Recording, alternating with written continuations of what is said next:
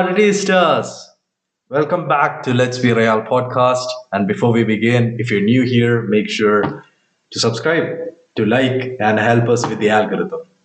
And as you can see from the screen, we're discussing Madridistas at Qatar. We'll be previewing some amazing games that are coming up. But before we get into that, let me talk to my panel, talk to my boys. How are you guys doing today? How are you, Sunaid? Let's start with you. Pretty good, man. The World Cup fever is slowly kicking in. I didn't expect it to kick in day one, but yeah, day two, it is getting there. Fair enough, fair enough. Yeah, I'll get your thoughts on the games that have gone past. But before that, let me talk to you, Javier. How are you doing today? Yeah, it's so good. Like Sunet said, it's wonderful to be. Like the first game is always like the expectation, and the second day is the first official day. Like the days when things get started. Truer words cannot be spoken, I guess. Yeah. Um, shall we get right into it, or do you want to go through the games that have happened? Or do we address the biggest news to come out in the recent days? You guys Let's can. address the big one, and then All right, all right. As you can see from the screen, we're looking at Madridistas at Qatar, and let's talk about the man in the middle, quite literally, Karim Benzema, out of the World Cup. who is not in Qatar, Yeah, unfortunately. unfortunately, ironically for the poster, yeah, man, he's not at Qatar, and it's crushing my soul to go to a World Cup as the Ballon d'Or winner, best player in the world, accepted by players worldwide. It's it's depressing for one, and maybe for me it feels like it diminishes what's left of France's hopes of overcoming the World Cup curse. What do you guys think? Sunil, let me Well, come to you. What do you think? for me, um, I think it is more a case of another curse kicking in. You know, um, I'm not sure exactly what it was, but I remember reading something along the lines Ballon d'Or winners doesn't do really well at the World Cup or something, which is coming to fruition because Another Benzema, curse, huh? yeah, Benzema, regardless of what his role in the French national team you think is, this man is a player that no team wants to lose, especially a team like France. And I'm pretty sure Benzema would have been the reason, also one of the reasons to gel this French team together because there's a lot of uncertainty in that France squad that I can see, from the outside looking in, and the mere presence of Karim would have helped them a lot. But it is what it is. At least on the positive side, it'll help us. It'll help our schedule. It'll help our conquest to defend this La Liga and Champions League title. And yeah, hope he gets back to his very best very soon. Yeah, he might come back either as a man with a point to prove or be depressed like Salah after they have gone. But it's the game. The game's the game. But yeah, I don't think before he'll be the latter. different player and a PK Different, player at that. Yeah, different different gravy, mindset. mate. Yeah, different gravy. Yeah, Javier, let me get your thoughts on the Benzema situation, and then we move on to the rest of the squad. Yeah, it's sad. It's sad for the World Cup. It's sad for the French national team. It's sad for us because, well, first of all, I want to point something out to those people that saying that Benzema was reserving himself for not playing for Real Madrid to be in the French national squad. Like putting in doubt Benzema is putting in doubt football. It doesn't make any sense. And Yeah. now, uh, unfortunately for him and for all of us, we're not gonna see him. But this proves that Benzema was not fit. Mm. Not fit for Mm, Real Madrid and not fit for French. It's sad. It's also sad, like Sinead said. we are not going to have the Ballon d'Or in the World Cup, but we're not going to have the second place in the Ballon d'Or either. Those two rule out by injuries, and the other one in the top five missing out is Mo Salah. So 3 out of 5 spots in the Ballon d'Or is not gonna be in the World Cup. This cannot be good. You know, I don't think if we can say like if the tournament was in the summer like they usually have, Mm. probably Benzema and Mane will be not only fit, but at the peak of Yeah, the. maybe. Yeah. And it's we never know, but it's up nonetheless. So I can only hope that Benzema recovers well. I think he's strong-minded. I think he's he knows that he's gonna be missed in the French national team. But Mm. like I said in the previews when we were reviewing the group stages, I said that no Ballon d'Or winner has ever won the World Cup. So Yeah. this probably for the French out there that are a little, like um, uh, what is this word like? Is it the Suspicious. anti-curse? Yeah, it's Yeah, like yeah. the This is curse is gone now. probably this is gonna be a good news for them. I don't know. For us, it's sad because I would love to able to see Benzema at the World Cup. I would love, but Mm. it's sad. Yeah, I mean, we The can't man's forget. been for like over 4 years as well. I mean, ever Absolutely, since man. the 2014 thing happened, it's been like not even 4 years. I think closer to 10 years now. I'm just aloof of. I'm just stuck in 2018, I guess. Still, for any reasons. But it's been almost 10 years, so this must be devastating for him. Mm. It was his chance to prove it on the big stage, coming after a season where he's been absolutely phenomenal. To do that in the national team, to take them to glory again, would have been Yeah. absolutely amazing. Plus, it's a team held together by God knows And what. The French national team is it's a soap opera. I mean, let's be honest, it's a soap opera, and and and let's not get it twisted. Once the dust settles down and all these guys retire, people are going to talk about Giroud in a different light to Benzema when it comes to the French national team.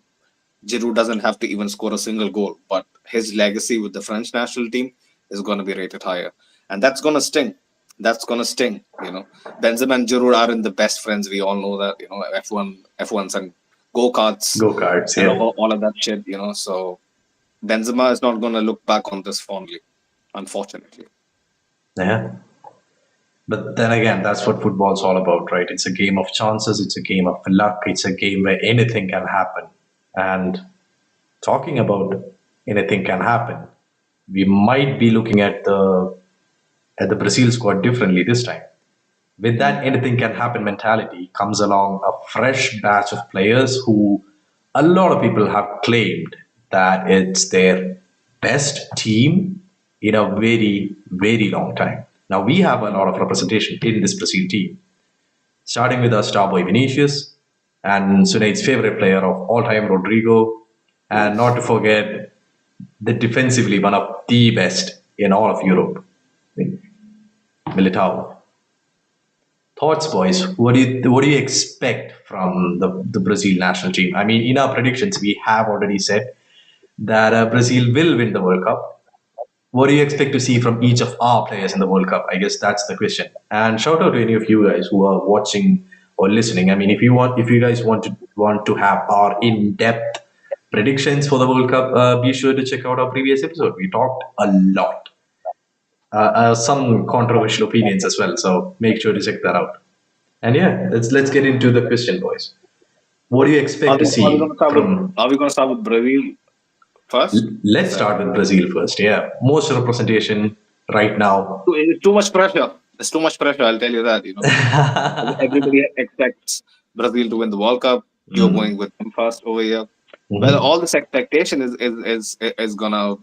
I feel like take a toll on these young lads. Nobody can question the quality and depth. You know, um, the mentality also, because putting on that yellow jersey is not an easy feat. But I think this Brazil squad is more united than ever, is more balanced than ever. I mean, at least post 2002, this should be up there with the best Brazil squads in a long time. And um talking about our representation, Vinicius obviously is gonna be the standout player. It also gets to see how Tite will kind of balance his role in the side. He I'm pretty sure has, I mean, Tite has, fortunately or unfortunately, a lot of options for the attacking lineup.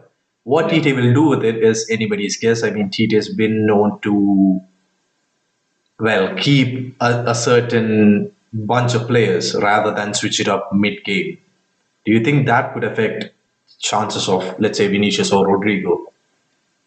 I mean, it would only affect people like Rodrigo. Vinicius, nailed down starter, unless something horribly goes wrong and TJ decides to completely flip things up. Vinicius is going to start every single game. I Um, think Javier has I'm something not to sure. interject there. Yeah, go on, I'm not Javier. sure because I'm hearing that Tite is doubting of Vinicius' starting role. I don't know who is gonna put if not Vinicius. For me, it's mm, Vinicius and Vinicius, Alisson, Neymar, and like eight more. Those three names should be the first on the team sheet, but it seems like the rumors saying that Vinicius maybe is not going to start. I don't know. I don't know if this is true. I Mm. hope it's not because I mm. I I, I really hope Vinicius is his role in I this think World it's Cup. just diversion tactics, at this point, just to throw people off. Yeah, Because but you at the are moment, Brazil against whoever plays first. I think he plays Serbia first. Saudi first. Do you need that? Like that statistic against Serbia? Yeah. Probably not. Mm. Maybe in a game against I don't No, know Argentina. in general, maybe not specifically aimed at like people like Serbia or Cameroon. Just in general, just to throw people off, because at this point, Tite, um, unlike many managers at the World Cup, um, has a very fixed lineup most of Mm. the time. So I think it is just to throw some people off. Probably, There's I'm not also the entirely sure. fact that Vinicius right now is a man who gets targeted by every team that he plays against. In La Liga, the smaller oppositions, the minnows just eat him up, just throw three men on him and see Yeah, what sticks, try to get him a card or even two. It might be Tite's big brain, but it might also be that Tite has a lot of talent pool to choose Yeah. from. I Might be mean, also to manage his energy and manage his minutes. mhm. Probably saving him for the knockout. yeah, but Could they very can they can do what England did today. I know we're Yeah, gonna talk about that later, but today England play I don't know 6 or 7 different attacking players. yeah. Absolutely, man. Yeah. The So depth is if they can insane. absolutely do the same. Mm. The question is if Tite will opt to it, which is something that we'll see in the games coming up, I guess. Yeah, But yeah. yeah, Vinicius, important player, not a rotation player. Rodrigo will definitely have something to say from the bench. Mm, mm. He and Martinelli, in my opinion, will be crucial for Brazil from the bench, because um, like they're dynamic. They provide width. They have phenomenal pace. Have the skills to back it up. So Javier, the echo thing is still happening. If you're wondering, yeah, that's my thoughts. Militao, I'm not sure he's gonna get game time. Obviously, he might be coming into games to see games out, Mm. but I don't see Tite, flailing away from Marquinhos and Silva. Yeah, his trusted partnership. Yeah, absolutely, man.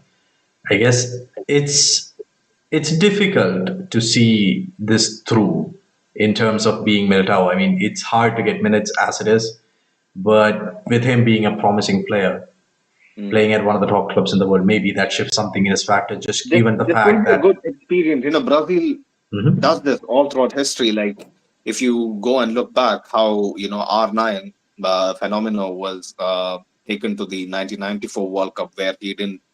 I'm pretty sure he didn't play a single minute, and he was only like 19, 19 or 16. I'm not sure. He was very young. He was just included into the squad just for the experience. So Mm. might help him in the future. There's also the fact that his trusted partnership is on probably their last legs. Yeah. Not any disrespect intended, but they're not the fastest of players. Putting Militao in the mix might help against teams that play rapid pace football or even passionate football. And yeah, excited for Militao to get the experience, as you said. Anything to add, Javier? First, yeah, I think Rodrigo's place in this squad at the beginning would be almost symbolical, but as the tournament goes through, I think Rodrigo is even gonna earn his place in the starting positions. I think like in the same way that he did it for us in the past season, that Rodrigo is now unbenchable. I would think it happens the same in Brazil, and I I will say that Brazil is gonna play Vini, Neymar, and Rodrigo at the same Really? time, in the knockout stages. That's a big shout. Maybe in the Yeah, last Rafinha is group going to game. significantly eat into Rodrigo's minutes. I feel, I think Same, that is going to yeah. be the case. I'm not sure. Tite knows that he plays regularly for Real Madrid. Hmm. So, Mm. like I do say, in the same way that Militao, yeah, is young, and but Silva is like 39, I think. You're true So in that, because Rafinha has been in and out of the Barcelona Barcelona squad. squad, yeah. Yeah, yeah, these but past few weeks. Rafinha, like even if Rafinha was a starter, if you Yeah, put in a balance Rafinha against Rodrigo, there's no comparison. Mm. If you want a player, you have a Hmm. better player in Rodrigo. If you only really. want to win, I you know, I mean, would love to hear that, but a some lot people of would fans would disagree. disagree. Yeah. Yeah. no, Rafinha is a best winger, but Ancelotti said it, and we almost said it. Like Rodrigo knows how to play like two or three positions. That in a World Yeah. Cup is essential Mm. because if you like have an injured player, you want someone that is versatile. You know, Mm. we Mm. saw it today. We saw it in this game. Pulisic was so versatile in the attacking. That's why it's so important for the US. I'm not Mm. saying that Rodrigo is a number 10, but Rodrigo can Yeah. play a lot of positions. And Militao, I think he's not going to start the first Mhm. game, but in the same way, I think earlier than Rodrigo, Militao is gonna earn his place. I think Tite is gonna start with Silva and Marquinhos, and then he's gonna switch for Marquinhos and Militao because in a 1v1 you cannot compare this Militao with this Thiago Silva.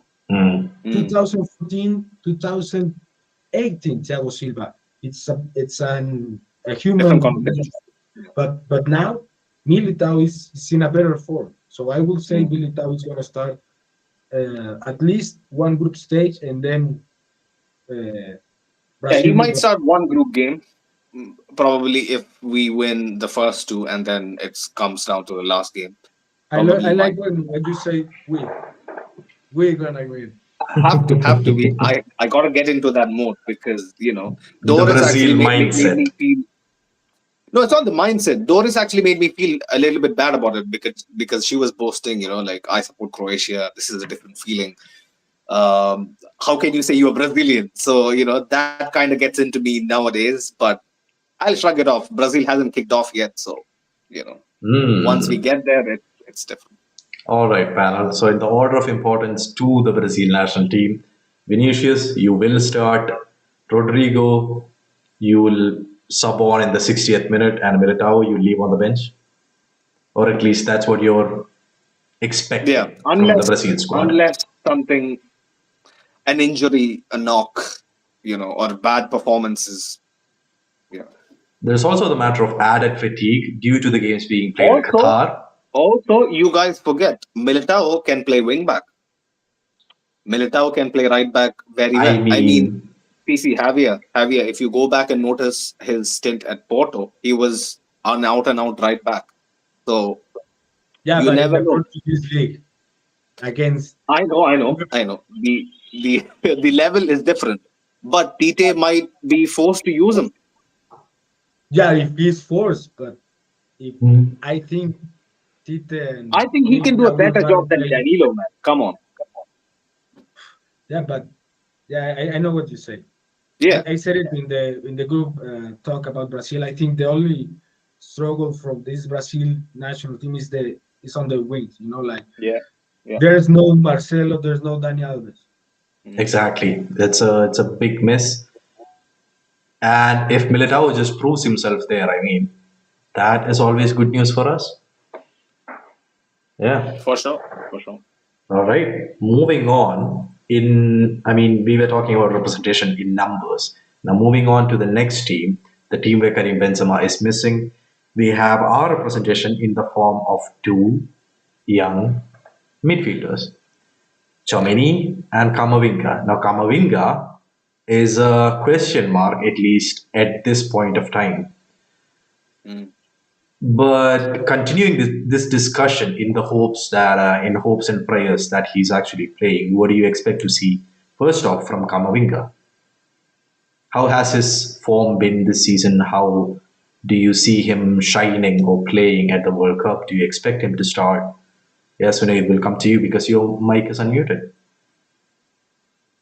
Well, I never mute the mic, but Kamavinga, I don't expect to start. Hmm. This will be another, case of valuable experience. Another, you know, uh, another thing to check off your, to-do list. Making it to the World Cup squad. Being in that environment is gonna help him keeps and bounds. But I don't see him playing a pivotal role in this French squad unless, like I said, circumstances favor him. Hmm. Kamavinga, when I remember, I think was it the last Nations League game or the second last the France's Nations League game where Kamavinga and Chouameni started and that they Mhm. lost to Denmark. Kamavinga was really poor, Hmm. really really poor. So Yeah. I'm yet to see how much Deschamps trust Kamavinga, but uh, yeah, this will be just an experience for Kamavinga more than I think where he will be able to make a difference. Hmm. Fair enough. The World Cup isn't coming at a favorable time in the form of Kamavinga. At least let's put it that way. This season he's been having a lot of ups and downs. It has not been his out and out Yeah. showing as it was last season. But Javier, what are your thoughts on how Eduardo might fare in the World Cup? I agree with Sonny. I think he's gonna play a few minutes here and there. Maybe especially if France need, like if, France is losing, I think Mm. Eduardo has better chances. But I don't see him like this World Cup. It's only like uh, participation, like almost symbolic. I think he earned his place for last season, and Hmm. I said it in the previews that because Pogba is not here, Kante is not here, but if you guys remember, it was the last name of the French national Yeah. sheet, so it is just symbolic, I would say, but you never know. You may be like Sonny said, no, someone is getting injured, or he plays an absolutely in his peak, so Mm. he earns his place. I think with Camavinga, the expectations are non-existent, so that should be a relief from him. Yeah. Whatever he does, even if he doesn't play anything, it's okay. But if he plays and plays good, it's only a moral booster. So Yeah. I think he has nothing to lose.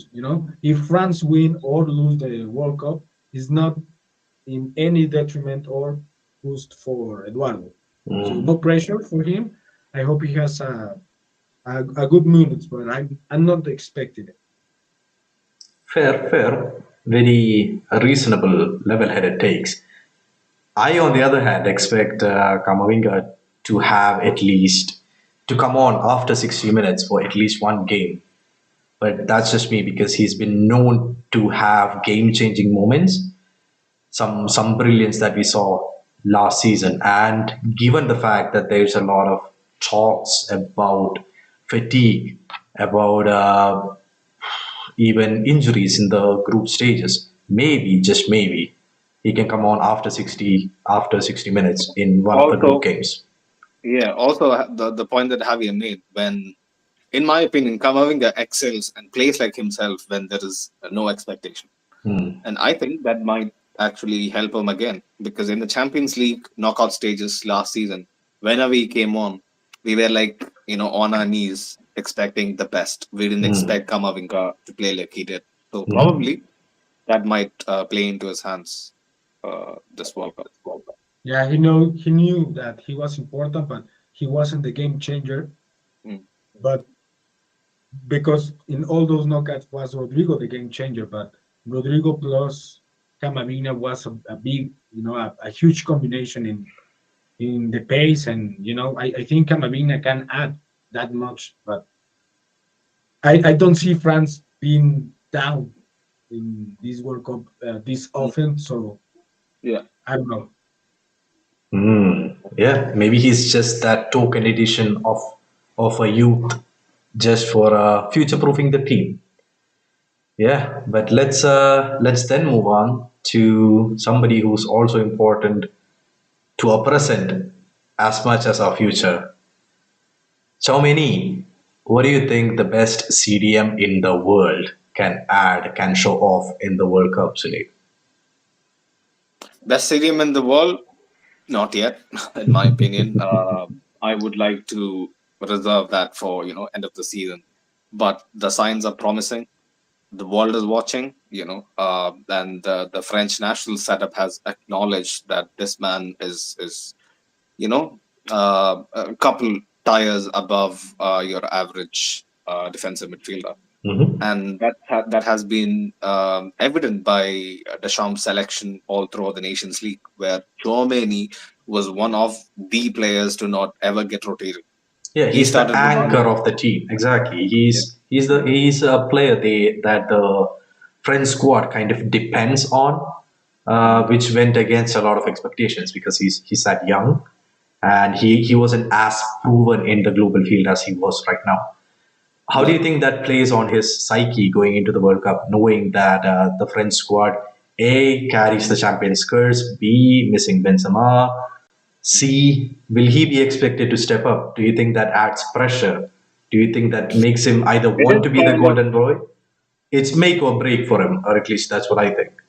What do you think? it is not make or break for Chouameni. Not this World Cup, not this Mm. year. No. Mhm. Um, this is his first big test in his career. He's still pretty young. People forget that he's only 22. Mm. Um, and there is pressure. When you ask me about pressure, there is definitely pressure because the 2018 World Cup is wasn't that far back, and he would have been still, in his teen years to have witnessed that, and there'll be pressure for him to emulate what Pogba and Kante did. But whenever you see Chouameni speak, when you see the quotes that come out of the interviews he gives, he is a very level-headed person. Mhm. He himself said that, uh, uh, like like I think the interviewer asked him how has been your first few months at Real Madrid, and he basically said, "You see me in the team sheet every week, which means it should be good." You know, so he is a very level-headed person. It shows up in his gameplay most of the time. So I expect a very mature World Cup from Chouameni, and um, it is imperative that he is at the peak of his game for France to do well. Fair enough. Actually, a lot of importance on Chomini. Javier, let me come to you now. How do you rate Chomini's chances in the World Cup? Will he be able to do step up and do all of that, all of what is expected from him to cover for Kante, be the creative outlet that Pogba sometimes was for the French national team? Yeah, I think you're absolutely right naming those two guys because he's gonna fill the role of those two guys. You know, Mm. they played the 2018 World Cup together, but Chouameni is both of them at the same time. I think his first real task was coming to Madrid, and he was impressive in his first game. He was impressive in his first game at the Bernabeu. The pressure cannot do nothing to him. I think uh, uh, a lot of the chances that France has in this World Tournament it goes to what Chouameni can bring. If Yeah. Chouameni is at their peak, I think France is gonna have a lot of chances. If Chouameni is not great, I think France chances uh, lower significantly because Mm. they already lost. You know, they already lost, like we said, Pogba and Kante, but now they lost Nkunku and Benzema. You know, Exactly. Yeah. and this huge depth that France has is Hmm. now so um, uh, lower. Now they're gonna rely even more on their starting 11, and one of the key pieces in any team is the center defensive midfield. I think Chouameni is better than Pogba defending, but Mm. not better than Kante in their peak, but who knows? And he's better attacker than Kante. So probably if we saw the Chouameni that plays for us, I think Hmm. France has a very solid member in their squad. You know, he goes great in the headers. He's gone. Yeah. You know, he talks too People. much outside the field, but inside the field, he doesn't get yellow cards. He doesn't, Yeah. like Yeah. he's for me. I agree with you that way. I think he's the best center midfielder in the game right now, Yeah. but he needs to prove it. So he might do Mm. it. I expect a lot from him. You know, when we start to think in the guys for Real Madrid that could go for the World Cup, we all saw that France has the most potential. But now, Hmm. realistically speaking, I think we only have one in the In the starting starting. lineup. Hmm. So it's sad for us as a Real Madrid fans, but even more, confidence in Tchouameni's game. Mm. Yeah, the man came into Real Madrid, replaced Casemiro like it was nothing, and the game goes on, the day moves on, nothing's changed. And he is hoping that the French fans see it that way, that Chouameni can step up and set up the national team in a way that plugs the holes that are obvious in the lineup this time, you know? Yeah. Now let's move on to one of our favorite teams at the World Cup, the Spanish World Cup, where we surprisingly have two inclusions. We have a representation of two players, Asensio and Carvajal. Now, Carvajal, regular starter, needs no introduction, best RB in the world, has been for a long number of years, and has a habit of being left out of the discussions of best RB in the world. But anyway, I expect Carvajal to completely start. Asensio, the number 10 for the team. Maybe not that much, seeing how Barcelona heavy, how system heavy this time around the Spanish national team is. Maybe Asensio doesn't get the starting minutes that he fully deserves, especially coming into the season with the form that he's coming in right now. Yeah, what are your thoughts on the Spanish national team and our representation? And what are your expectations for our players, Vinay?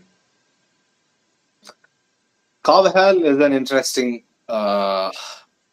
inclusion for sure because man has proven he's capable of doing a job, at all levels, and he's a seasoned veteran of the game, and Enrique might have looked at that right back spot and thought, yeah, there are people like Jesus Navas, who can do a job, but nobody has quite the perfect blend of experience and like athleticism and the ability to play at the top level Mhm. in the Spanish setup. And Carvajal was an easy decision. Like I don't think he might have had such difficulty, choosing Carvajal. But on the other hand, Asensio, like you said, was the last minute decision for sure. A decision that was made probably end of end of October, midway through October. This Asensio would never have been in the plant in September, I don't think.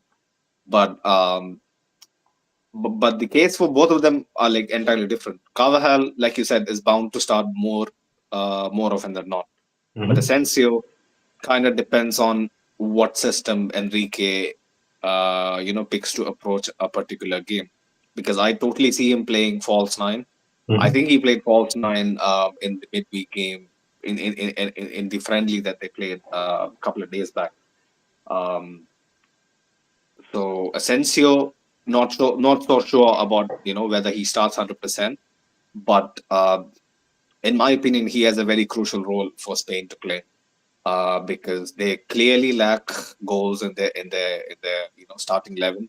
Mhm. Morata, if he has a bad game, Asensio will most definitely come on in the 60th minute or probably start the second group game. You know, Mhm. so Mhm. yeah, Asensio definitely has a role to play. Interesting, interesting. I'm sure I'll get more interesting insights from Javier, given how Asensio is his favorite player. Go on, Javier. Tell us more. Uh, yeah, I this is gonna sound weird coming from me, but I think Asensio it's gonna play for the first game. He's gonna Oh, start because I think Morata is out of the first game due to an injury. Oh, easy. that's Yeah, I news to think me. Okay. Oh, okay, okay. I'm not I sure. didn't know that. Mm. So, but even if it's not, I think he's gonna play a lot more than we expected because, like we said, usually the team managers don't go by whoever's is in better form. They play Yeah. with the guys that help him, and Mhm. Asensio has Looking at, always been a guy looking for at your Luis. Southgate. Looking at your Southgate. Go on. Yeah, he plays for Luis Enrique even when he wasn't playing for Real Madrid. Now that Mm. he's playing for Real Madrid, it's a little bit more obvious that he's gonna play for Spain. So I would expect him to start in most games. Mhm. I would think because Ansu Fati is not like in the right physical form that all Spain's expected. So if you're gonna rely on Ferran Torres for the goals, I don't think so. You don't bring Navas, sorry, Aspas. You don't bring Gerard Moreno. You don't bring Borja Iglesias. You don't bring another number nine. Mhm. So playing with a false nine instead of Morata, I would think it's gonna make sense for Spain because Spain is if someone knows how to play without a number nine, it's Spain. You know. Yeah. And that being said, I think Asensio can rule that place because I Mhm. would think Ferran or Ansu Fati or whoever is going to play on the wings and Asensio as a false number nine, I think he has the potential to do so. So Carvajal, just to round it up, Carvajal for sure is going to start every single minute is his Mhm. feet Mhm. and plays the whole 90 minutes. And then Asensio, maybe some doubts, but I think he's gonna play for Spain a lot more than we expected. So I think I said it in some of the Real Madrid last games. I think he this Asensio has earned his His renewal. place. Absolutely. Yeah, Yeah. a renewal for our team. So even Mm. more if he plays good minutes for Spain, I think the Real Madrid needs to consider it. I think they are considering. You know, maybe it's some middle ground between what Asensio wants and what Real Madrid are able to offer him because uh, he's probably gonna ask a lot more than he deserves. So I think Asensio is gonna be an important player for this Spain, but I still don't think Spain uh, will have a that important World Cup. You know, I don't see them as their candidates as they Well, they see. don't want to. They don't want to have a good World Cup. How else can you leave out, proven strikers in Iago Aspas, people like Gerard Moreno? Like, if you give them the service, they're going to score. They're instinctive finishers. And this team clearly lacks a reference point, you know. Like, I feel like he's not serious. He's not serious. They lack finishes, they lack goals.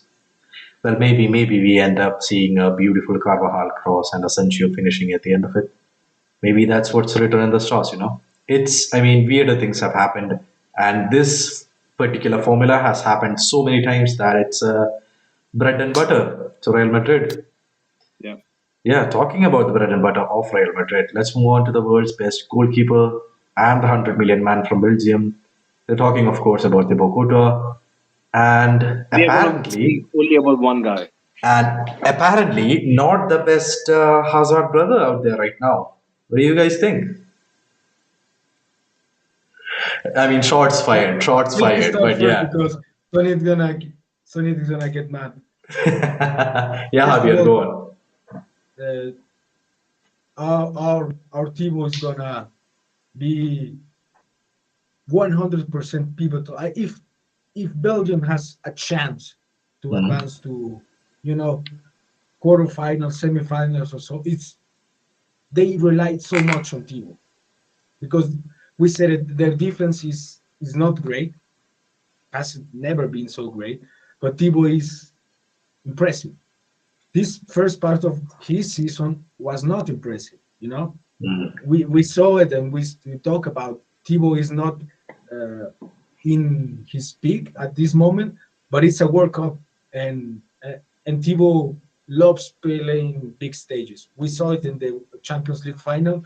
I expect the same from him every single game. He's 100%, and then to address the captain of the Belgian national squad, I read an interview with him last week. He says that he wants to play for Real Madrid. He knows that his role is not there to him. You know, he knows that this we can talk about that much. I don't expect from him nothing because once again he's not bring me anything to He support doesn't, him. the worst thing is, he doesn't feel like a Real Madrid player. He doesn't feel like a Real Madrid player. That is the worst bit. He Even, can, I yeah. mean, it's kind of sad. It's kind of heartbreaking because I also read the interview that he had with Marsa, and he himself rated his transfer to Real Madrid a 0 out of 10, which is Obviously, if 99% of the world is saying the same, if you don't say it, you will appear like Cristiano. Yeah, I think he wants because he was a Real Madrid fan his entire life. So probably the first guy disappointed in his performance is him. But the only thing that I can say is I hope, but it's only a hope. You know, like non-realistic at all. Like See, like the thing is, Javier, let me tell Holy you something. Mary. Let me tell you something. This is why we shouldn't speak about Hazard. Yesterday, I was watching this special by Lad Bible. It had Peter Crouch and Joey Cole. You know both of them, right? Joey Cole, who used to play for Chelsea, Mhm. Chelsea Yeah. legend, has featured for England as well. So Joey Cole was his teammate, Hazard's teammate at Lille. Joey Cole was at the end of his career, and Hazard was probably rising into his peak, very young at Lille. And then basically Joey called Gus. Well, you see before a game, all these guys, exercising, getting massages, stretching. And then you see Hazard, who puts on a hoodie, folds his hand, and just sits back and waits for everyone to head out, and then goes off and has a 10 on 10, scores 4 goals. Mhm. That's what he used to do. So him being like that basically mismanaged his whole physical conditioning, in my opinion. That's why he's here. If he had taken more proper care of his body, probably he wouldn't be here. That's the sad fact. That's a sad fact. Yeah, Well, I mean, he has a history of getting fouled left and right by the yeah, whole of the Premier League, and then you can't. he's relied a lot on his talent rather than hard work, which finally came back, and yeah, karma, you Before know. before 25, 26, you kind of can play through. Even for us, we are not Mhm. professionals. We don't play football professionally. But even for us, we know when we cross 25, 26, our body is not the same. It doesn't have the recovering power that it had, the previous 5, 6 years. So that is what is hitting him. Like if he was around 22, 23, it's a different story. He's Mm, 30 now, so yeah, it is what it is. I But for mean, Thibaut, mhm. for the guy who actually matters, Thibaut, like Javier said, should have a brilliant World Cup to stand a chance He for will be Belgium. tested. I mean, let's be honest. He will be tested. Just looking at that Belgian defense, you know that the Bokota will be put to the test. How do you see Guys like him coming Vertonghen is up? still playing, you Exactly, know. that's my point. Yeah, he will be tested. How do you see him coming out? Do you think that for a goalkeeper who talks the most in the world, do you think that he'll be putting on 10 out of 10 performances? Or do you think that, He'll be backing up his. Yeah, but that's one other thing. I used to hate Thibaut Courtois with all that I had, because he used to, like you said, yap too much. But recently, as of recent, he's someone who can back his talk. Mhm, He mhm. can back his talk with very good performances. So I see him, pulling blinders, but it still remains to see whether that would be enough for this Belgium last hurrah of this golden generation to do anything meaningful, this World Cup. Yeah, We predicted them not to qualify from the group, remember? we did. Yeah. Things are not looking bright. I mean, yeah. Let's not talk about the golden generation of Belgium anymore. Let's talk about our golden boy, the youngest in the squad, and seemingly never aging Luka Modric from Croatia. Favorite player of the podcast by a long mile. And for everybody in the chat, always backing Modric. They never allow me to get 1 point across. Everybody defends Modric, and within good reason. The man's a genius, has been forever, and recently have been putting on blinding performances. He's a merchant for standing ovations. What more is there to say about Luka Modric? But I'll come to you, Sunit, to ask you what do you think will happen in Luka Modric's form, and Yeah. how do you think playing this many games at this tender age does to his psyche, his body, and most of all, what does he mean for the Croatian team? He means everything for Croatia. He is Mr. Croatia at this point. He is their leading light, their talisman. Um, like you said, it is unlike you said. It is not a tender age anymore. He's 37, borderline 38. This will be most definitely his last World Cup. So he would be looking to go out on a high. Mhm. I'm pretty sure nobody expects them to do what they did in Russia to make it to the final. Was a phenomenal achievement. But even for Croatia's good luck, this is a feat. Too much to ask for because the Croatian squad has definitely gotten older and in my opinion is past their very best at this point. They do have a few bright young prospects in people like Majer, but it remains to see how well they can handle this World Cup. And especially for Modric, it would have been better if it was in the summer. For a Mm. guy who is 38, I don't think this is the best timing exactly. Some would say Modric is someone who doesn't like to stop playing, but it is what it is. Like he would try his level best to pull his country to the maximum he can. They'll definitely be getting out of the group, but what happens in the knockouts is a different story. And for Croatia, like most of our players, for Croatia to do well, Modric has to be 26 again, let's say. And on the pitch for 90 minutes, which Yeah. isn't recently happening in our games, but that's another matter altogether. Javier, what are your thoughts on the Magic Modric? Uh, it it brings me joy just to think about him. You know, the last time that he was in the World Cup, he was the best player in the world. Mm. Hmm. Just easy as that. He was the player of the tournament. He won the Ballon d'Or just because of his Directly after, yeah. Well, because of yeah, what he just showed up, because yeah. of his involvement in this game. Um, bring me like two Luka Modric in any team. Any Mm, team at all, and they will be candidates for winning everything. mm, These guys, this guy knows how to play football without touching the ball. It's impressive what he's able to do at his age. He's the second oldest player in the outfield that played for us. In almost 120 years of Real Madrid. So being able to do that in 2022, when you competing with someone like I don't know Ceballos or whoever's in the midfield, it doesn't matter because what he lacks of pace, and that being said, is not that much because he still can run some. He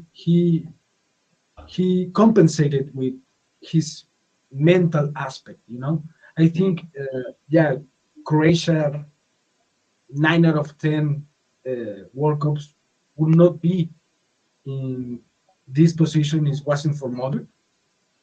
But the Javier, thing is, I wanted to ask you something actually. So you said he is the second most oldest outfield player we ever had. So who was the first? Was it Puskas?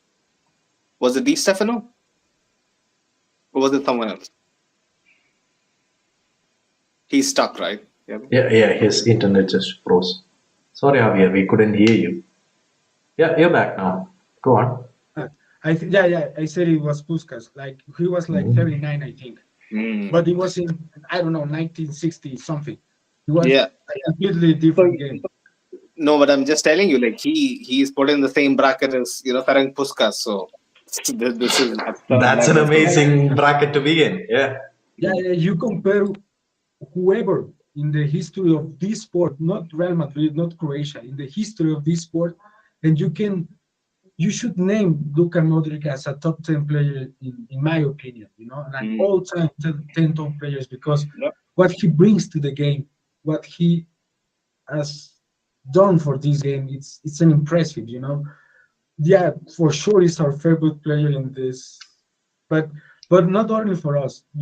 I think the only reason that he's going for stadium to stadium to receive outstanding ovation is because game recognize game, and you Yeah. cannot love football if you don't love how Luka Modric plays. So I Mm. think, yeah, this is obviously his last World Cup. I hope he ends on a high note. I I don't expect Croatia to do that great, but you never know. Croatia is never expect to be a candidate, and they always uh, bring something special. I think Croatia is one of these nations that brings a lot of excitement to the tournament, Mm. and then they escalate to like They're gonna miss semifinals.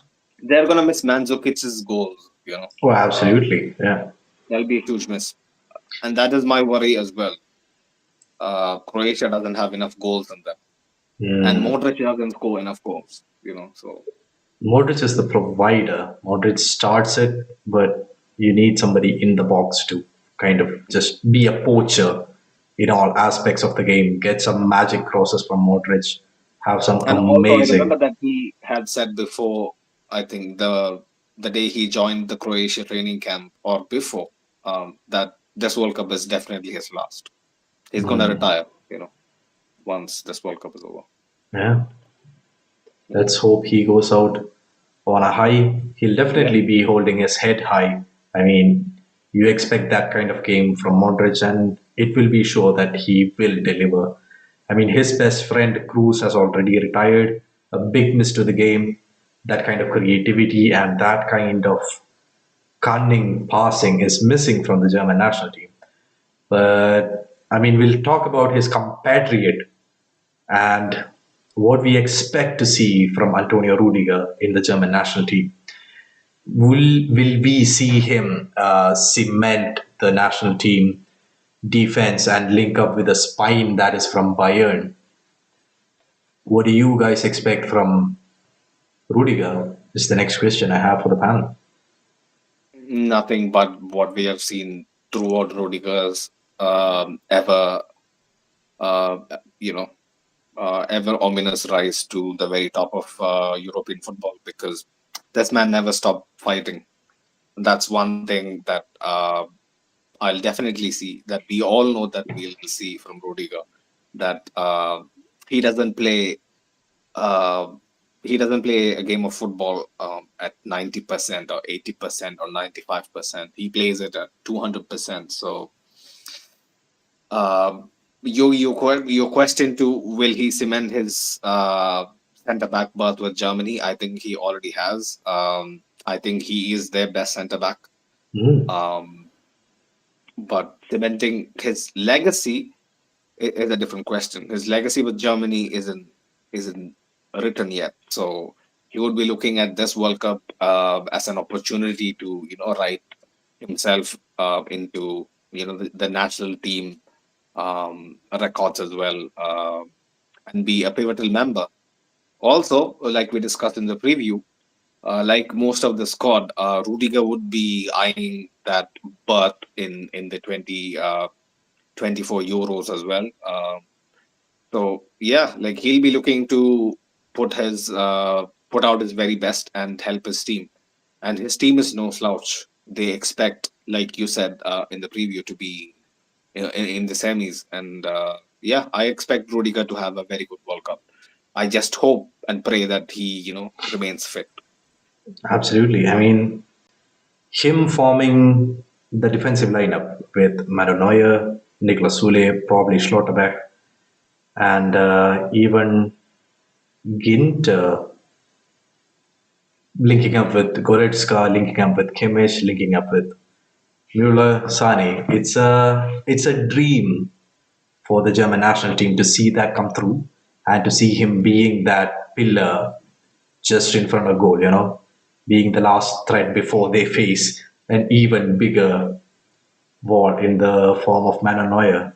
And yeah, it would be the best scenario if he shows up with all his passion, with all his determination to just put an end to any attack coming his way, at least.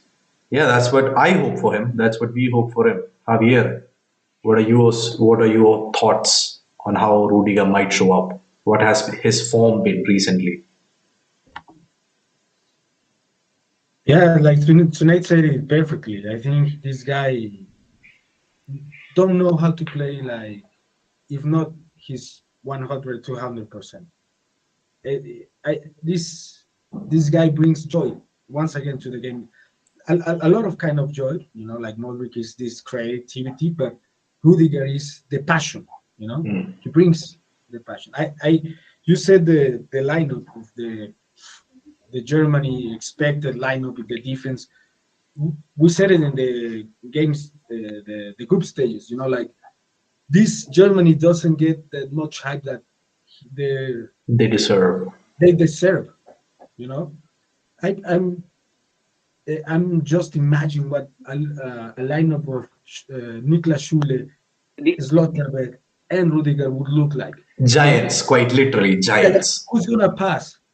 Because they're strong. Yeah, they're Mhm. huge. They are so tall, but they are so fast. You know, if Absolutely. you Yeah. watch, we saw it every every almost week. How fast really Rudiger is, but it's the same for Slotterbeck, and it's almost the same for Schule. But Schule is like 190 something, Yeah. and this defense of Germany is going to be so hard to pass. But I don't rate Sole. I'll tell you that. because you don't watch Borussia Dortmund, Probably that's why. But no, he's been exceeding in the right. He's also been amazing in the German national team. Uh, he has a Yeah, reputation for blunder. he has a reputation for balls going behind him and not being able to catch up, which is something that the German national team will surely be looking to cover up with the presence of Rudiger alone. yeah. But just to round up my thoughts about Rudiger, Rudiger is going to be uh, one of the, if not the best, or not the best, the most important defense for Germany because he's the oldest He's and 29 he right now. knows Yeah. and he knows that his place in the history of the German national team is going to be this World Cup, not the Euros. The Euros they expect to win, but Hmm. his legacy, the Rudiger legacy, is going to be in this World Cup because he probably not going to be that important because he's in this between, like age. Hmm. Mm-hmm. Wasn't in the 2014. He was not that important in the 2018. I Yeah. think he knows that He in the debuted same way that in. Neuer knows that his is their last chance. I think Mhm. Rudiger knows that he needs to be the most important defense. This is And also kind of their best chance. I mean, Rudiger debuted in 2014. Germany had a nightmare in 2018, and 2022 is their redemption season, and Rudiger will be one of their key players, at least when they're looking to change the fate of the national team. A If lot you of told stuff me has changed. if you told me 2018 that Rudiger is going to be the most important defender that Germany is having in 2022, I laugh because in Wilder 2018 things have happened. yeah, that's why football is the humbler, like many people say. In 2018, Rudiger, I would have laughed when I heard the name Rudiger because I never rated him. Hmm. I'll be honest. When he plays for your team, it's a completely different thing. Even if it's Militao, Alaba, or Rudiger, you still respect Rudiger and you know what kind of weight he carries in the dressing room. Yeah, man. Talking about outstanding players, best players on the field, here's a player that I predicted a long time before. I even put out a reel on our Instagram page that he will be the standout player, and he's the last player that we'll be talking about in detail today. It's none other than Fede Valverde, and yeah, those are my predictions. Man, he will be the standout player. The world will know what Fede Valverde is made up of, what he can do to any team out there. Again, do you have any reason to disagree? Sunaid, Javier, I'll let you guys battle it out.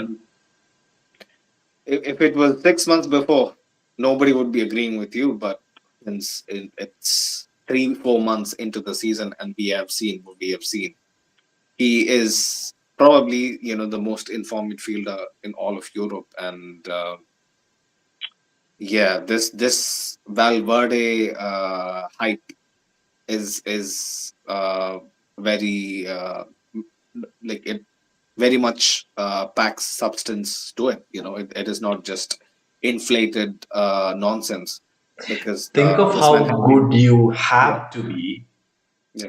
for a coach to be the hype man. Like that's levels above anything anybody else has done, which is crazy, man. You can't deny this man's quality and how much dynamism he brings to any side he plays for because Mhm. he is a jack.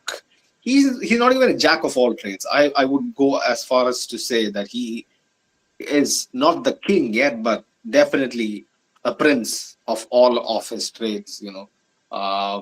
Can defend, can attack, can score bangers. And he's pretty young as well, Mhm. and like he has a huge responsibility to probably be uh, like a talismanic figure, like how Suarez was in 2010. Um, like like the more seasoned guys have all been past their prime. Mhm. Cavani, Suarez, Godin. All these guys are like into the later 30s. So the onus is on players like Fede, on Bentancur, on Araujo to actually do something special for Uruguay. Mhm. And yeah, nobody can bet against Fede in this He, World Cup at this point. Good And point. yeah, Here's a different question to that, Sunaid, and I'll come to you, Javier, with the same question. But Sunaid, where do you see Fede Valverde playing in the national team? I mean, as you said, he's a very versatile player. You can play him on the right wing, you can play him right mid, you can play him center mid, you can even play him CB, but I don't think that's going to happen. But do you see him being more of a midfielder, or do you see him as an attacking threat in combination with someone like Darwin Nunez from Liverpool? see, I'll be honest. Like, I used to be a very huge admirer of Uruguay and their passion, their spirit.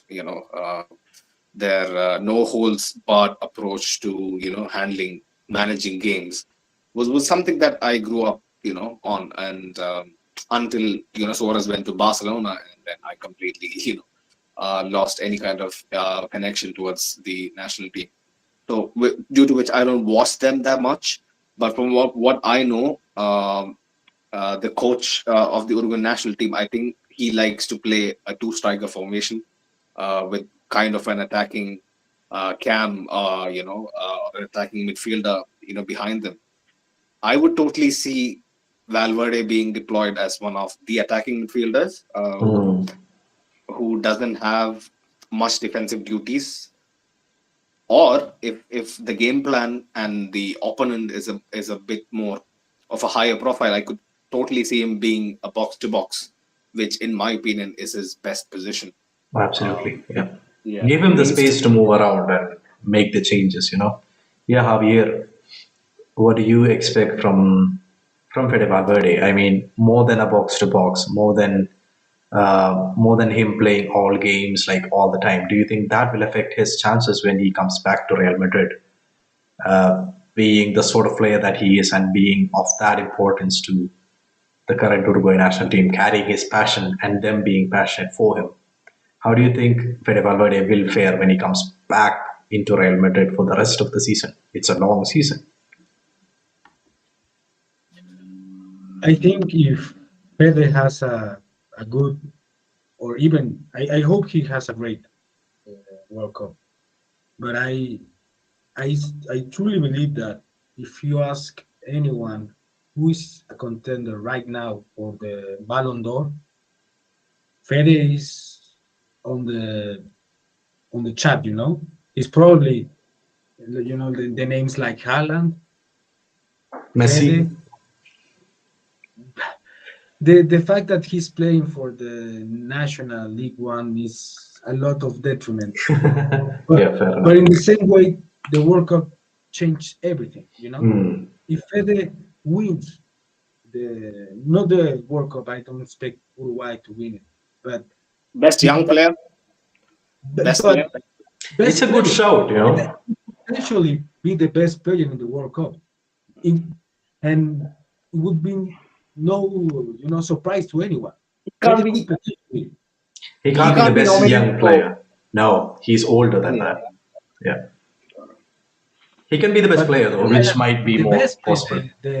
the golden uh, trophy that, and we said it in the group like Uruguay loves to play. Uruguayans loves to play for Uruguay. Hmm. They Yeah. absolutely love it. So that being said, I think the strategy of Uruguay is gonna be suffocate the other Mm. team. You know, every single one behind the ball, every single one attacking the ball, and that suffocation is gonna be crucial in the role of Fede because Fede is a box to box. He's an attacker. He's a defender. He's everything. And even more, I watched a few qualification games for Uruguay, and Fede plays the same that he plays for us. You know, Yeah. whatever the team needs, it's Fede's position. So I think I expect we said it, I think we put Uruguay in the semifinals. I think even Yeah. in the game for the third and fourth place. Yeah. And if that happens, I think Fede is gonna came back to Madrid and have expect the same level because I cannot expect it more the same level, and he's gonna be a contender for the Ballon d'Or. You know, I think Fred is gonna thrive for the experience of the World Cup and play the same that he plays for us every week. I love this guy. This is probably my favorite player right now at the Real Madrid because he loves to play for us and he loves to play football, and you see that every week. Mm. Absolutely, man. I mean, we've been talking about our players for some time now, and I've been making outrageous claims. But let me tell you, there's a reason that I'm making these outrageous claims. It's because it's all backed up by facts. Now, let me present to you some of the facts that we found in r/Real Madrid. For people who don't know, it's actually the home of this podcast. This podcast was born there, and now we go back for a quick look at one of the posts from 6 days ago. It's by u/icefoxx5, and this person, they have made a Real Madrid first team 22-23 stats in all competitions until the World Cup break. Now let's go through the first post. Let's see. Goals scored. Vinicius Jr. 10, topping the charts. I mean, no surprise. Number two is Fede Valverde with 8 goals, inching closer and closer to the 10 goal margin that has been set for him. And in number three is Rodrigo with 7 goals. In number four is Karim Benzema with 6. A little bit of a surprise, but not that much. The next in the list is Luka Modric with 5, Marco Asensio with 3, Eder Militao with 3, David Alaba with 2, Rudiger with 2, Lucas Vazquez with 2, one from Eden Hazard, and one from Toni Kroos. Well, it's kind of amazing seeing how 9 goals came from our defense, which is not their expected thing to do, but nonetheless, quite nice. Thoughts, guys? Anything more to add? Have I missed out any major talking No, no, points no. here?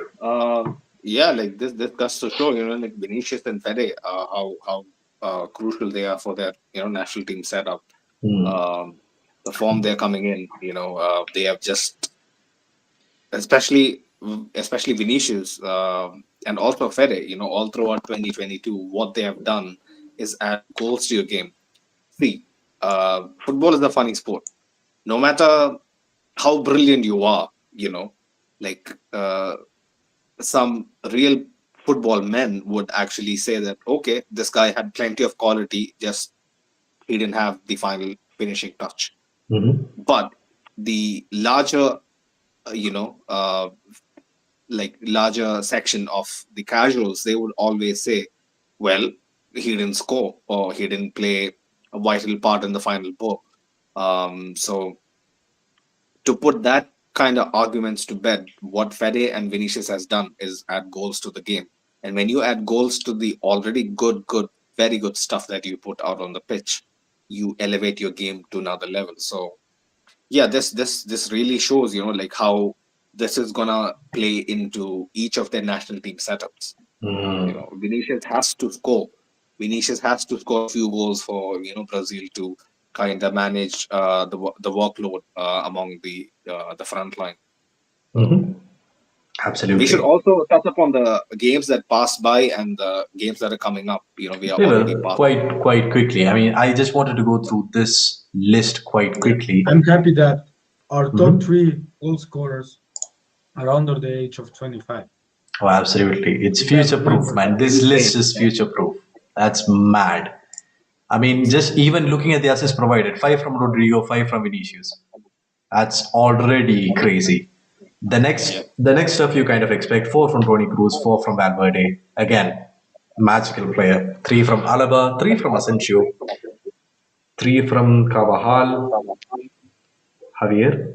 Okay, yeah, three from Carvajal, two Luka Modric, two from Chomini, one from Benzema, one from Casemiro. Ha. Anyway, one from Ceballos, one from Mendy, and one from Lucas Vazquez. Combined goals and averages: 15 from Vinicius, 12 from Rodrigo, 12 from Fede Valverde. Again, class is above. One from Eden Hazard, which was his goal, a good goal, and I thought he'd come back to his. Well, anyway, Look at anyway, I the even start that Javier message. clapping. I even start that message in the chat, but So it I is have a what it request. is. I have a request here, yeah. So Yeah. when we are done with the stream, we gotta go back and come and find this exact moment. I think we are like 1 hour, 10 minutes into the stream, and Okay. find where Javier claps. We need to make that into a GIF, you know, and use Yeah, it man, we whenever will. Hazard has a good game, bad game, whenever he's existing, Whenever basically. Hazard shows up, absolutely. And you won't believe this, but the maximum minutes played in percentage, this Vinicius Junior, 93 percentage of the available games. David Alaba, 86%, and Fede Valverde again at 85.3. Vini Valverde, man, what would we do without you? Now, here's an interesting but kind of depressing talking point. Thibaut Courtois only has 20 percentage of his games as clean sheets, so that's just three games. It goes, I mean, it's a curse, and it just goes to show you it's even the best goalkeeper in the world can be let down by his defense and whatever's happening around him. Sometimes it's supernaturally the way that we've conceded goals. Thibaut Courtois has conceded 16 goals, according to this stat that you can see. R/Real Madrid, the home of the podcast, have rated Fede Valverde the most highest, which is no surprise. He has a rating of 7.93 out of 10. A close second is Toni Kroos, 7.78, and everybody's favorite player, Luka Modric, is third, 7.48. Man of the Match awards maximum for Fede Valverde, as awarded by R/Real Madrid, and a lot of other stats. And Carlo Ancelotti comes away with a manager rating of 7.51. So people are happy with the team, more or Also, less. this I think it is not in the stats, but it's worth mentioning. Fede Valverde won 2 or 3 months Player of the Month. Yeah, The yeah. entire league. Crazy. One La Liga Player of the Month, and I think two Real Madrid Player of the Month. Yeah, Easy enough to he give was it in to the him, you know? nominations for 2 months out of three, I think. Crazy. Yeah. I just hope that he carries his form throughout the year, you know? When Mm. he shows up in the World Cup, it's a different kind of game. All these guys, like fingers crossed, touch wood, these guys needs to stay fit. That is Absolutely. the big ask. Mm-hmm. We need these guys back in one shape. Easy enough to say. I mean, talking about the World Cup, talking about the next events to come, let's look at the World Cup. Let's look at what has happened. Your quick thoughts on everything that has been going on. I mean, we've completed four matches as of the time of this live. The first one, the opener, Qatar versus Ecuador. Qatar being the first host in the history of the World Cup to open with a loss. Qatar lost 2-0 against Ecuador, as in Ecuador won 2-0 against Qatar. Could have been more. Could They were have lucky definitely been more, yeah. 2-0. Yeah. Ener Valencia, turning back the clock all the way Mhm. back to 2014. You know, Magical player, you know, magical player. Still he's has very clutch. the yeah, still has everything that has to go for him, you know. The Qatari side, in my opinion, had too much pressure to play the Xavi ball, the Barca ball, and all the all the Catalan infused, footballing ideologies came shattering down. Yeah, I just by mean, they also there was this is also Ecuador. rumors, there was also rumors that they had been training behind closed doors for about 3 months, none of which showed up on the pitch. But yes, when go on. Yeah, like they got beaten by Sean Dyke ball from Ecuador. Sean Dyke ball, like hoofing up the ball, like playing to their strengths. Ecuador, I think, had the most goals scored from set pieces in the qualifiers or in the year or something. And they play to their strengths. Like every attack was trying to find Enner Valencia, through a Mm. cross. So it worked in the end. Some people were pissed that the initial goal was ruled out by VAR and stuff. Mhm. Some thought there was bribing going on from. A lot of controversy surrounding Yeah, the hosts this time, yeah. I mean, we won't get into that, but let's get into one of the highest scoring games that I have seen in recent times. And to think that it comes from the World Cup is absolutely crazy. I mean, you alluded to this game a little before, Javier. What did you make of England's 6-2 win against Iran? One, their defense is trash, as we expected. Maguire and Stones are not good enough to be the starting man in the. Maguire had an assist. Come on, he was Magdini today. Javier, Magdini. Yeah, and their attacking force is probably, in terms of depth, equally to Brazil. Yeah. You know, Oh my God. Uh, I just can't imagine. Like I'm not the comparing. damage I'm that not saying that like Harry Kane is better than Neymar. So I'm just saying that if you ask uh, options, if you Mm. look at the bench and you watch options today, it was Buyako Saka, Sterling, and Harry Kane started, right? And then came to Phil Foden, Jack Grealish, and Marcus Rashford. And either of those six could be starting in almost every national squad, I would say. Mm. Mm. So England is very mismatched, They're playing, they have a potential to score 6 goals, and your center forward doesn't score any of those. And Harry you Kane have didn't only score, yeah, today. two from Iran. So I I just want to point something out quickly enough. I'm 4 on 4 of the pool, so you guys are lacking behind me because I predict all of the results.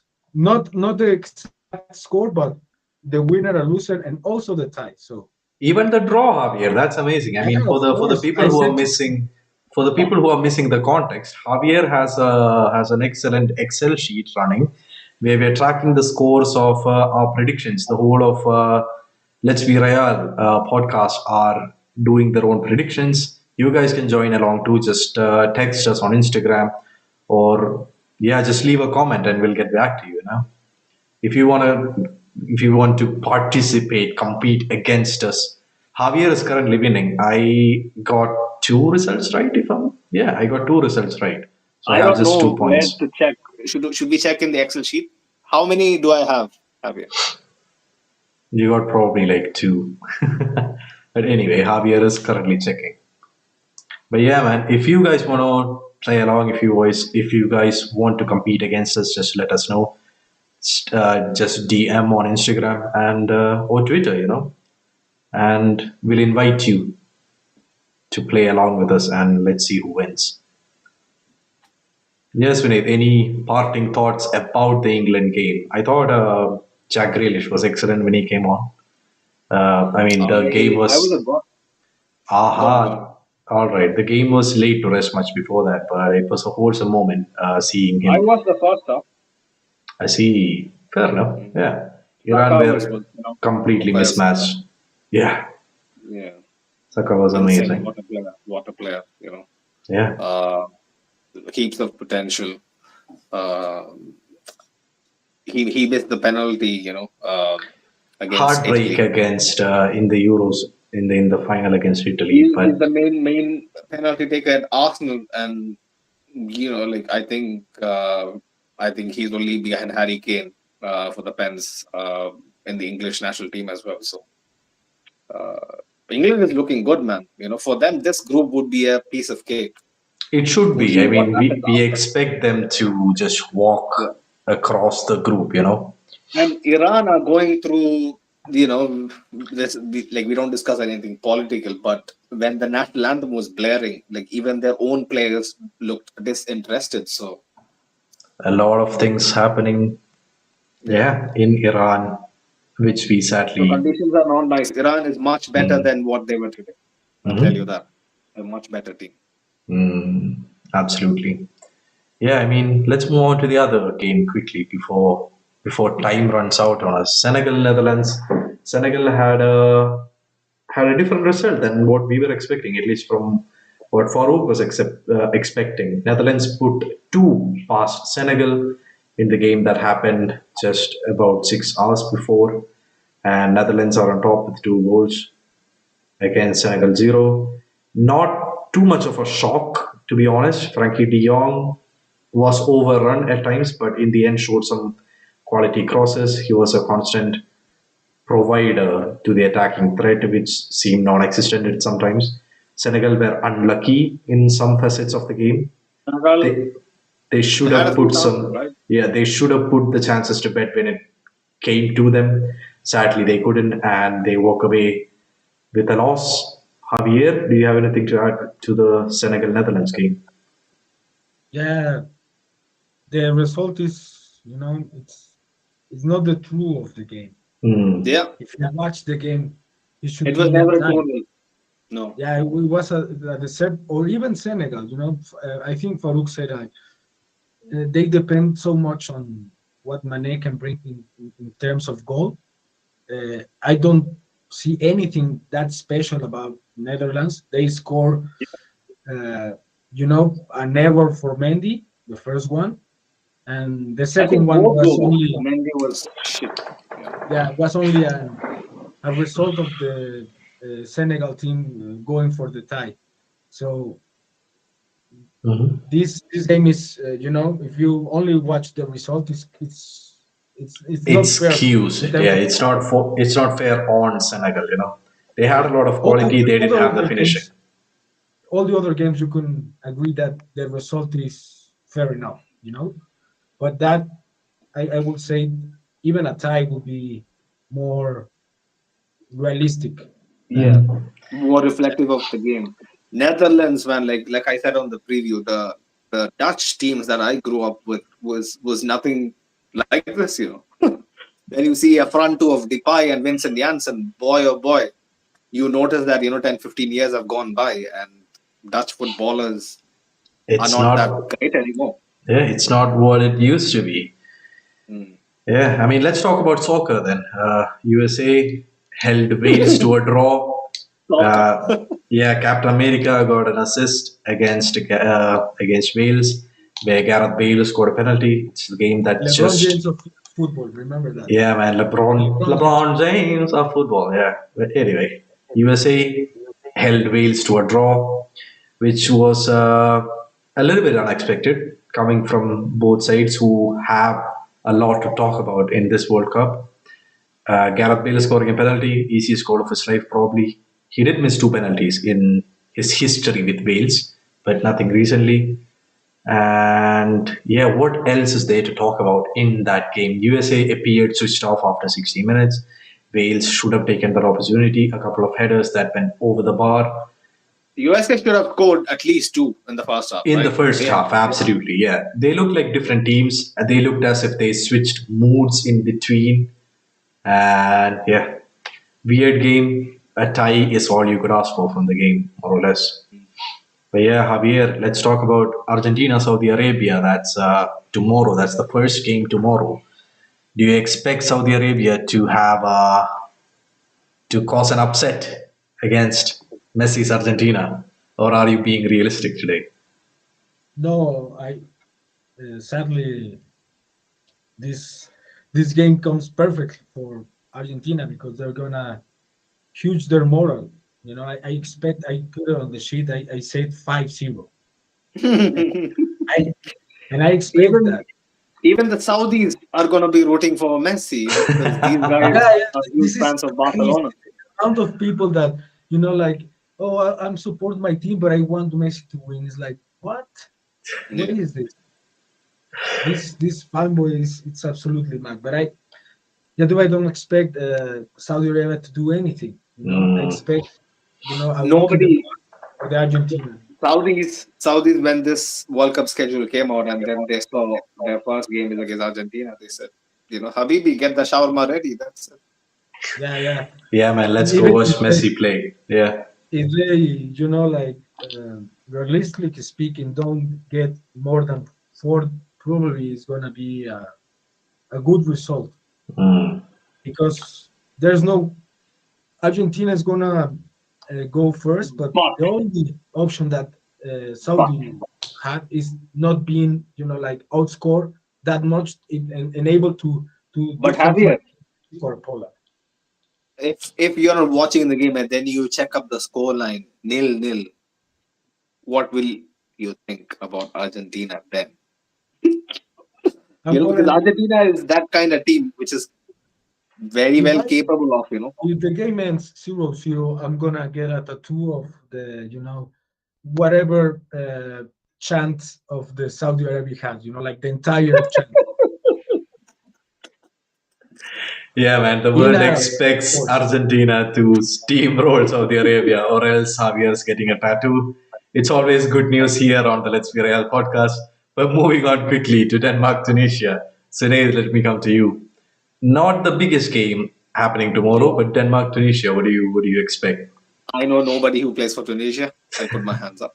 But yeah, Danish football seems like it's at a good place at the moment. And yeah, if Denmark doesn't come away with anything less than a win, they'll be kicking themselves.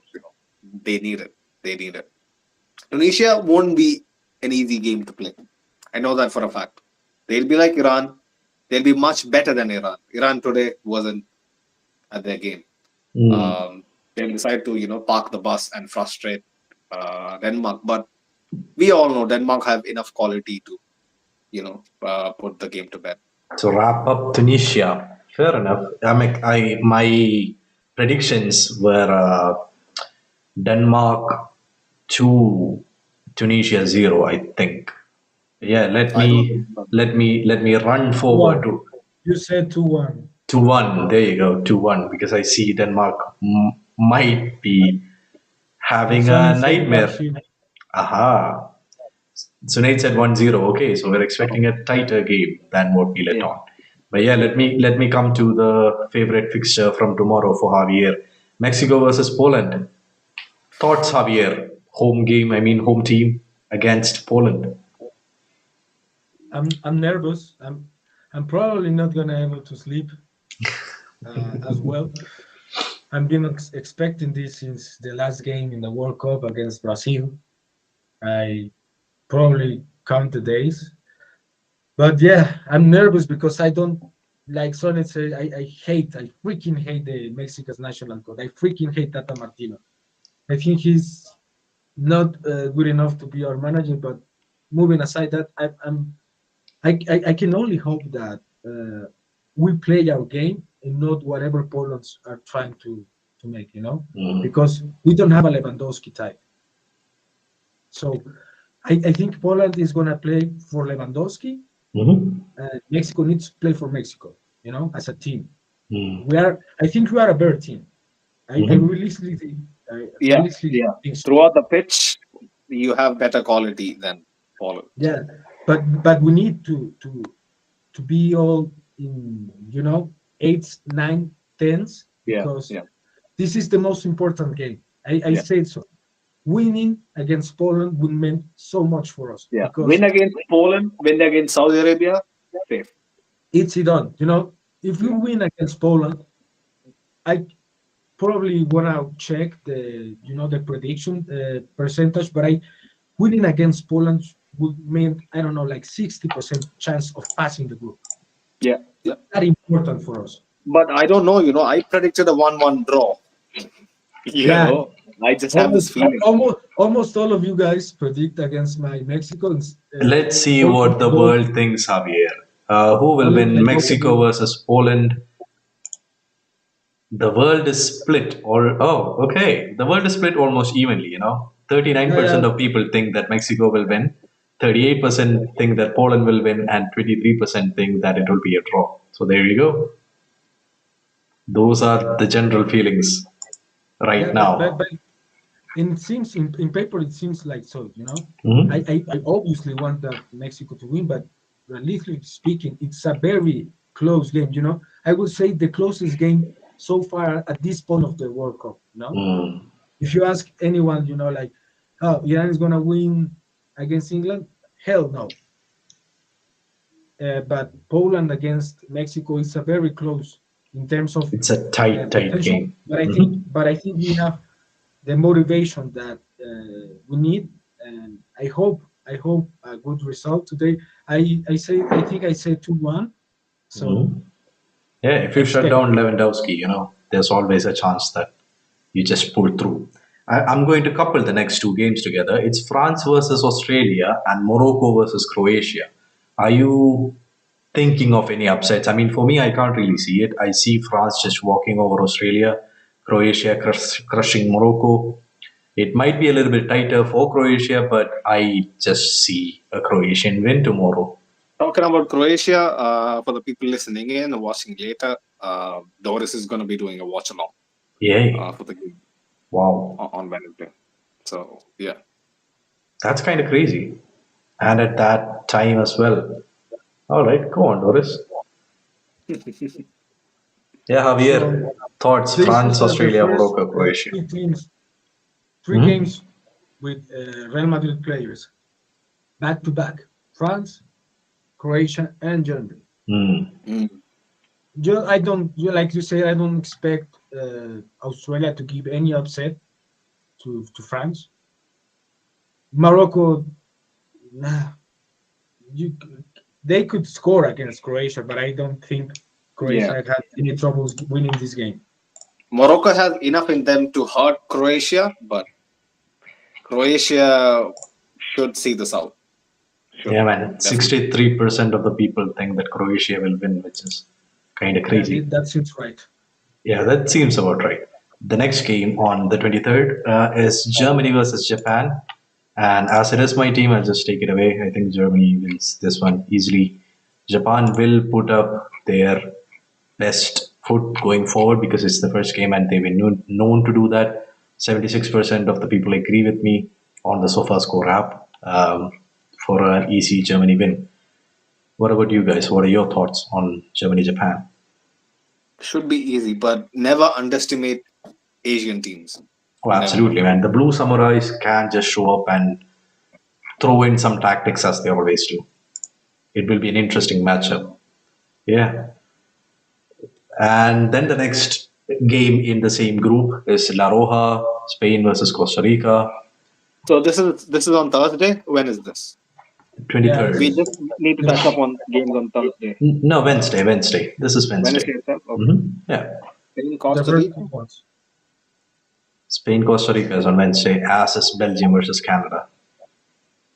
Asensio Carvajal against Navas. Hmm. Easy peasy. Spain. So we're potentially seeing like 5 straight games with a Real Madrid representation, guys. Oh, Yeah. absolutely, man. Interesting games. And we'll be here for watch alongs and for after game commentary, as always. Yeah, Spain, Costa Rica, easy Spain win. I think the panel agrees with me. Belgium, Should get the Canada. job done. Belgium, Canada. If Belgium doesn't You get the said job done, yeah. Canada is going through the group stages, so Yeah. According to what we kind of predicted, Canada should go through. But yeah, like Belgium, like if they don't do the job against Canada, like I said earlier, with so many others, like they'll be feeling that they have fucked up their chances to get out of the group.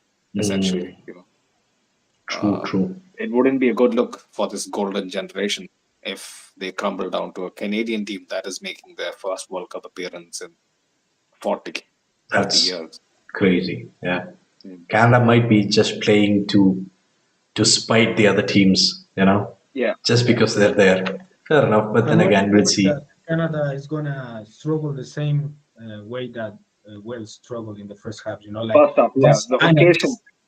Yeah, yeah. They seem fighting. Mm. The commentator said that there are only two or three teams that has no player that has any minutes. Obviously, is Wales one. Canada is also, and I don't remember the last one.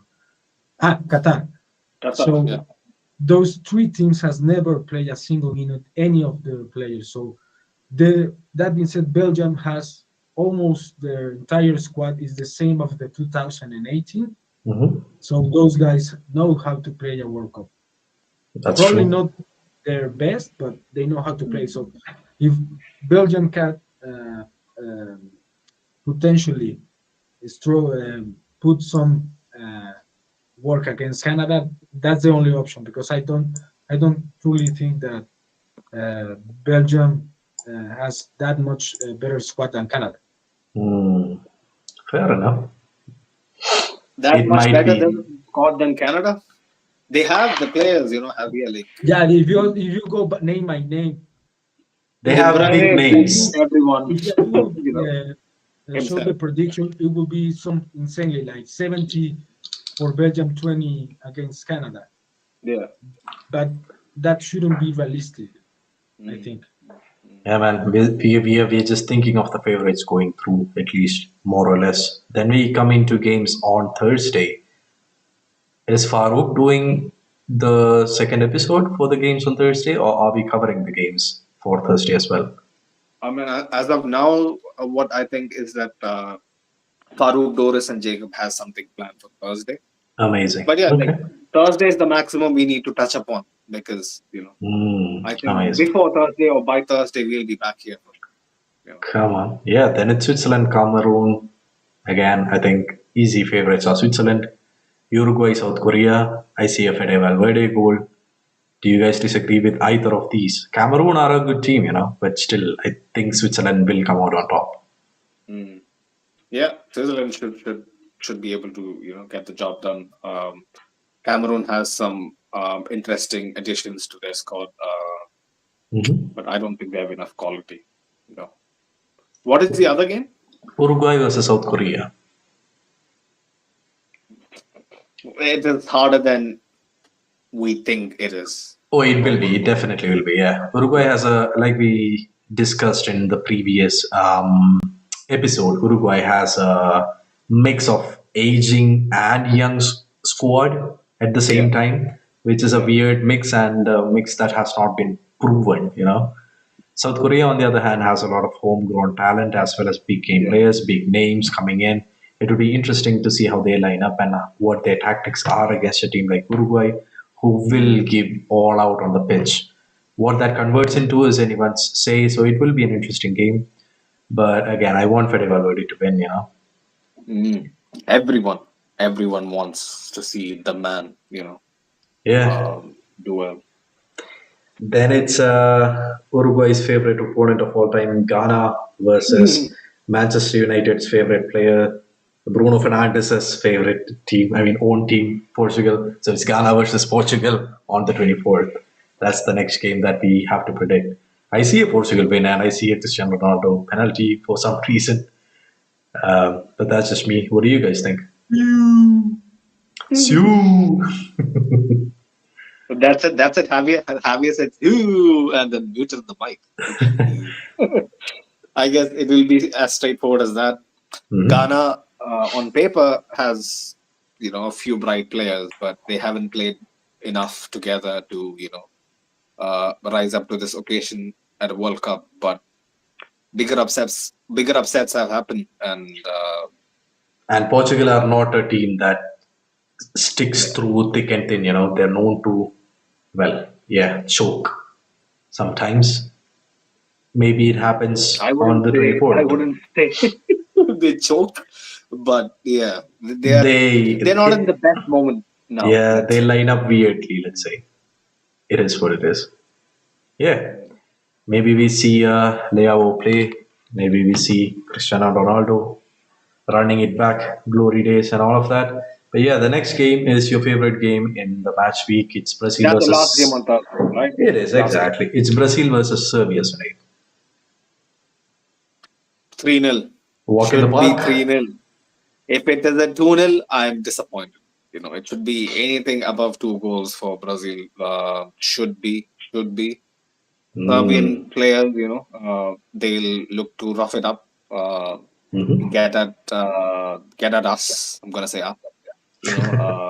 Injure players and whatnot. So yeah, put them to bed early.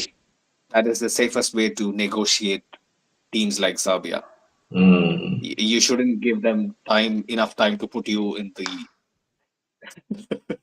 In the hospital ward. bin. So In the bin. not Yeah. in the bin, in the ward. I mean, yeah, these guys, they don't joke around. They go for your ankles, straight away. So Fair, fair. Yeah, Javier, thoughts about the final game that we're discussing today, Brazil versus Serbia. Mm, I expect a Bini goal. And Yadu, you and I have exactly the same prediction. What So is the prediction?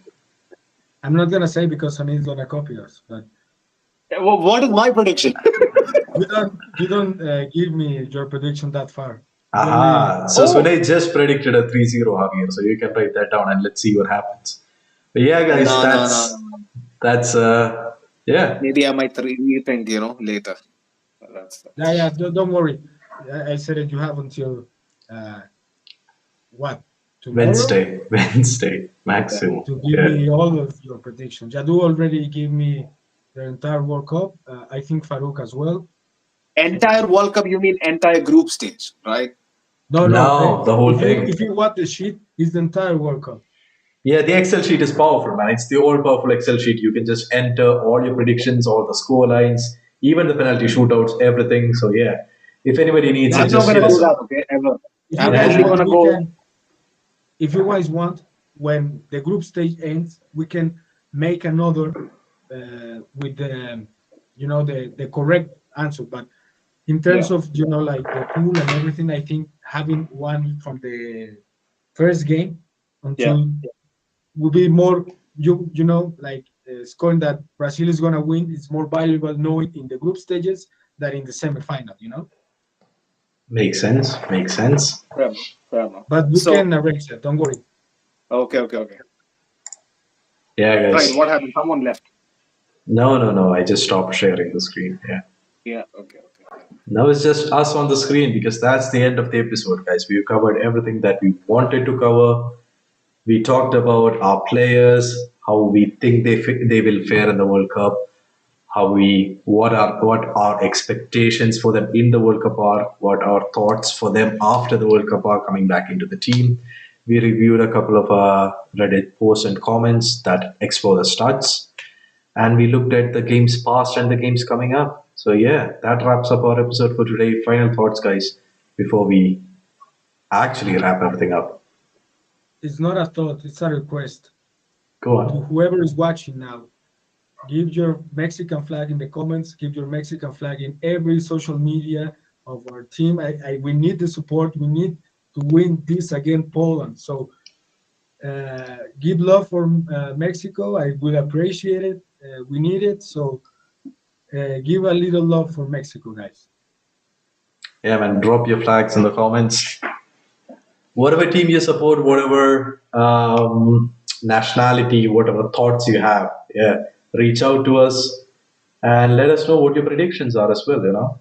Let's get the ball rolling on the predictions tournament as well. Yes, Vinay, do you think? Uh, yeah. Like always. Like and subscribe, guys. It will mean a lot to us. It is the smallest of a deed you can possibly imagine. It is basically meaningless, doesn't cost you anything, doesn't cost anybody anything. If you guys like what we do, smash the like button. If you haven't subscribed already, subscribe and turn on the notification bells on, because like I've alluded to earlier, we are people from different time zones, different continents. So for us to get together and do this is not an easy feat. We are, some of us are, actually part-time students. part-time workers. Some of us do full-time, jobs. So yeah, it would mean a lot. And also do check out Real Madrid Committee. Link is in the description. They are our official partner on Instagram. They have been with us, throughout this journey. So do check them out. And yeah, keep your eyes peeled on our socials. We have a lot of World Cup coverage coming up, soon. And yeah, for anything Real Madrid and the FIFA World Cup, you know where to be. See you later, guys. Hala Madrid and peace out. Hala Madrid.